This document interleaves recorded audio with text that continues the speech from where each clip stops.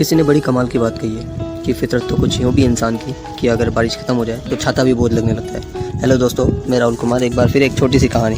ये कहानी उस वक्त की है जब बड़े से पिंजरे में बहुत सारे पिंजरों को कैद किया गया था। बंदर जैसे ही पिंजरे में पहुंचे तो उन्होंने देखा कि पिंजरे में एक बड़ी सी सीढ़ी लगी थी और सीढ़ी के ऊपर कुछ केले लटके थे। बंदरों को भूख लग रही थी तो उनमें से एक बंदर सीढ़ी पर चढ़ता है केले लेने के लिए, और जैसे ही वो केले लेने लगता है उस तक हाथ पहुँचता है उसका, तभी ऊपर से किसी ने उसके ऊपर ठंडा पानी फेंक दिया। उसे समझ नहीं आया ऐसा क्यों हुआ। ठंडे पानी से ठंड लगी, वो आकर साइड में बैठ गया। तभी दूसरे बंदर ने सीढ़ी चढ़ी तो उस पर भी ठंडा पानी फेंका गया, वो भी साइड में आकर बैठ गया। ऐसे ही तीसरे बंदर ने करी और ऐसे धीरे धीरे सभी बंदरों ने एक एक करके प्रयास किया, लेकिन सभी के साथ यही हुआ।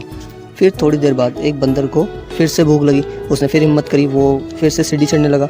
तभी नीचे वाले बंदरों ने उसकी टांग खींचकर उसको नीचे पटक कर उसकी कुटाई कर दी और उससे समझा दिया कि बेटा दोबारा ऊपर मत चढ़ना। फिर थोड़ी देर बाद दूसरे बंदर को भूख लगी, वो भी ऊपर चढ़ा और उसकी भी नीचे वाले बंदरों ने खींचकर जमकर पिटाई कर दी। अब सभी के साथ यही प्रोसेस होने लगा। अब जिस महाशय ने इन बंदरों को कैद किया था उन्हें एक उपाय सूझा। उसने अब कुछ समय के बाद उनमें से एक पुराने बंदर को बाहर निकाला और नए बंदर को अंदर डाल दिया।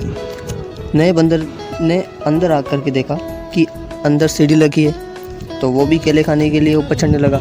अब जैसे ही उस पर भी ठंडा पानी गिरता, नीचे वाले बंदरों ने उसकी भी टांग खींच के पिटाई कर दी और उसे भी समझ में नहीं आया कि ऐसा क्यों हुआ। वो भी नीचे आके बैठ गया।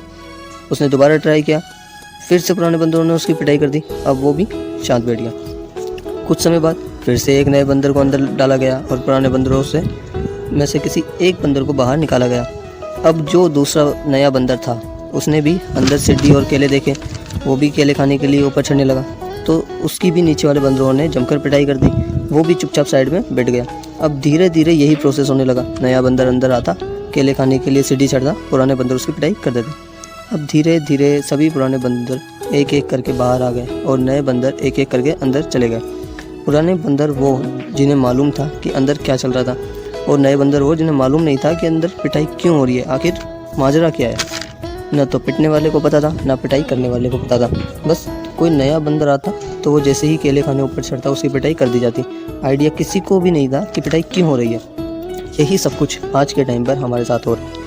बहुत टाइम पहले कोई प्रथा बनी, कोई ऐसा अंधविश्वास को लेकर एक बात बनी होगी जो आज तक चली आ रही है। किसी को मालूम नहीं है कि इसका लॉजिक क्या है, क्यों सोच के इस बात को बनाया गया, लेकिन हम सब उसे फॉलो करते आ रहे हैं और उन्हीं चक्करों में हम आज वहीं बैठे हैं जहाँ पहले बैठे थे। हिंदुस्तान आज 140 करोड़ से ज़्यादा लोगों का देश है। इतनी बड़ी जनसंख्या हमारी है, लेकिन 140 करोड़ लोगों में से भी खेल के मामले में बहुत कम सितारे निकल पाते हैं।